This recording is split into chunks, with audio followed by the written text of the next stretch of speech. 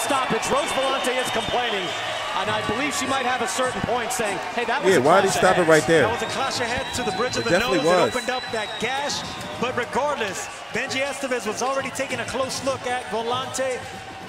One more round to go. He repped Canelo GGG too, by the way. Too, and yet I understand why Volante might sense a bit of unfairness. You know what I'm saying? Unfair. Yeah, he stopped it off of a headbutt. Like it was a head clash of heads right there, bridging the nose. She was like, ah, shit. And then he wiped the blood. I mean, she wiped the blood like right there on his shirt, her nose. And then he just was like, he looked at it, he was like, oh, nah, that's it. It was like a brief second. But, you know, I don't like shit like that. Like, even though Katie Taylor was going to win and winning, and a lot of fans, you know, saying like, yeah, good, stopping the fight. Still, that was unfair to her. But whatever, Katie Taylor won. All right. Next is supposed to be Delphine Persoon for the WBC, and then she'll be undisputed if she wins, or the winner will be undisputed. Then after that, in a perfect world, Katie Taylor will fight Amanda Serrano with whatever Amanda Serrano is doing. Here it is right here. Let's go back a little bit. That hurts an awful lot. Probably breaks her nose. And then Estevez would stop the fight. Wait, let me see. It was an 30, 34, 30. Clash of heads. Damn it, it's going to go back too far. Watch. It was a spirited Rose Volante. But here, take a quick look at this, Sergio. That's, again, a clash of heads against the right. Like, ah, shit. That hurts an awful lot. Probably breaks her nose. And then she's going to wipe her nose, see, on his shirt. It was an accidental.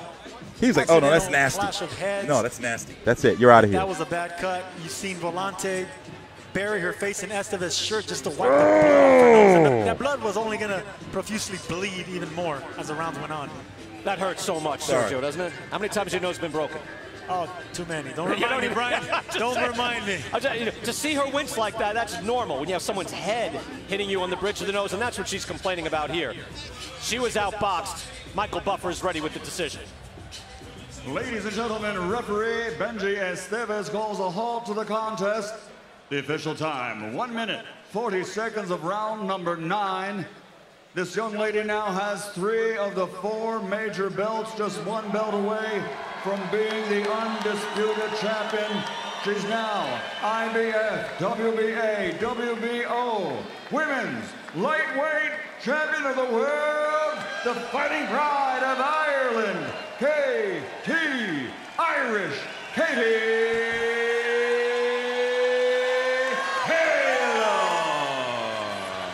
They're offering Delphine Persoon a lot of money. Delphine Persoon has the other. She comes off a win last week, so no disrespect to Persoon. Against Melissa Sitville. The fight's on YouTube. Maybe every fight can be made. Lost in some 7-hour streams. You would think so. Every fighter wants to make money, and at any rate, it's a pleasure to watch this fighter operate they're strapping her up. Level. Absolutely. They're strapping her up.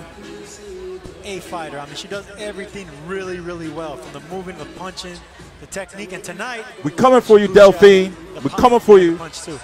So soft-spoken, again, and humble. Coming across. You know I'm half black, half Irish, half Mexican, so it's in my blood. Ireland. The punch stats, you see, Rose Volante really gave it a good shot. She threw over 400 punches, outthrowing Katie Taylor according to the stats. Nowhere near landing as many punches. It was just, that was not a blowout, but it was convincing. Wait for the post-fight interview. Power punches especially. I was here at this fight. I didn't get to talk to Katie. It was a long night. But I talked to her earlier in the week. She lands on average 39% of all her punches. The lightweight average is only 29%. So 6:19 a.m. Eastern Standard Time, Monday, March the 18th. I'm a little bit behind. Katie, congratulations. Need somebody else to help you hold up all those belts right now. You finally had an opponent that was willing to stand and trade punches with you, and you took advantage of it, getting your 6th knockout of your career. What did you think about the way you fought? I thought it was a great performance. Rose Volante is a very, very tough opponent. I knew she was going to come here to fight.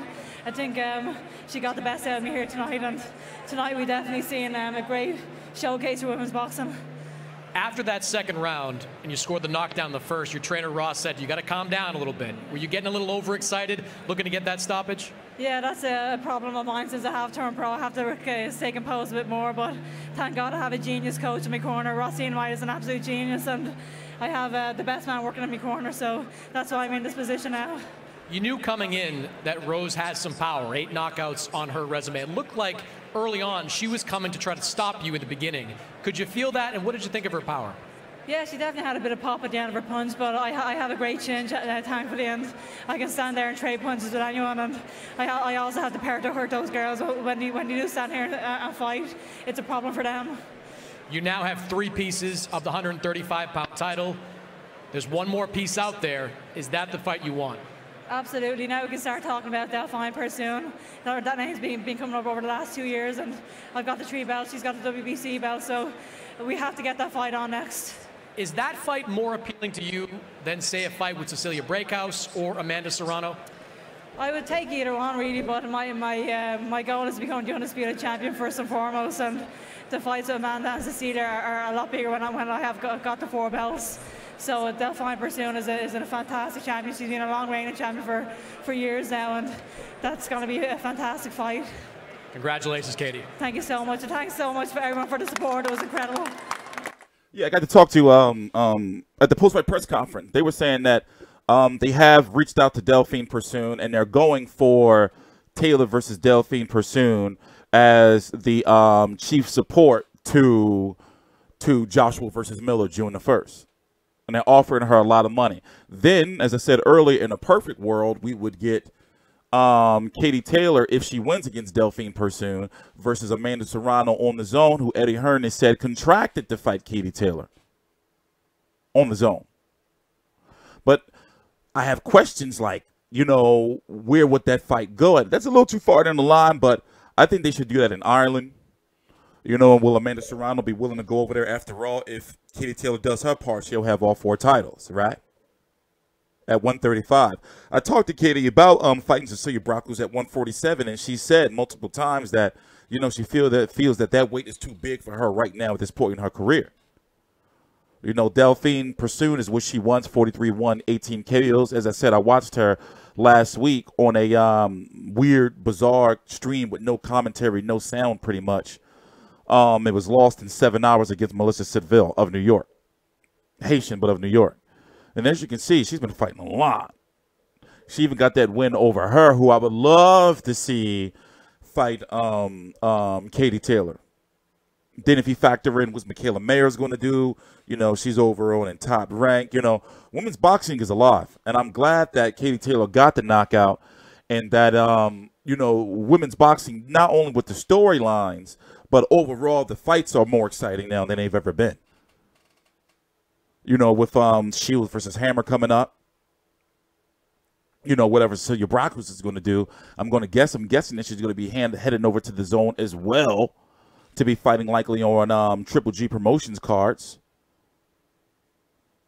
You know. On TstreeT Controversy, this is TstreeT Controversy Live. Please subscribe.